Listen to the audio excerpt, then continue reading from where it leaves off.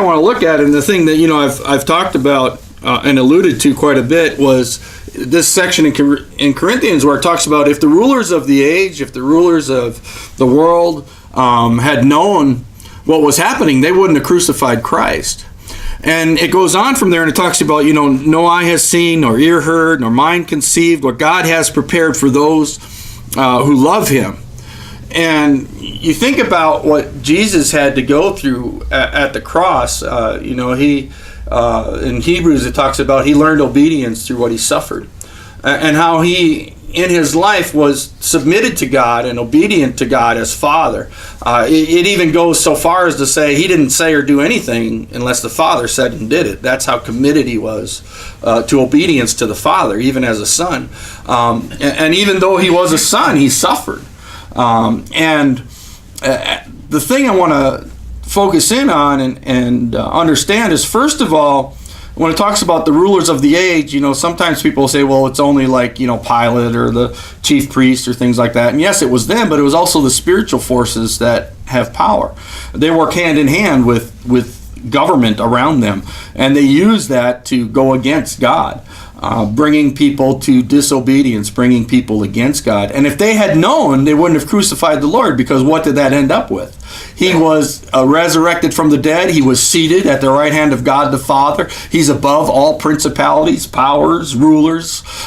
He has a name that is above every name. All these things that came because of the crucifixion that led to the resurrection, that led to his exaltation. And now everything, all authority is given unto him. All authority by the Father, until the last enemy is destroyed, and then he will return that authority back to the Father.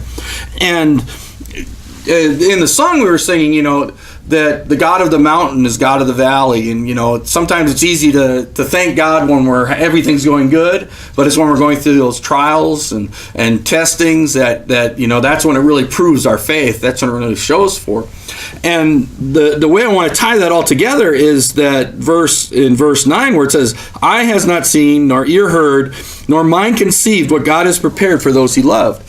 And it's interesting that's put together with the crucifixion, with the suffering that Jesus went through.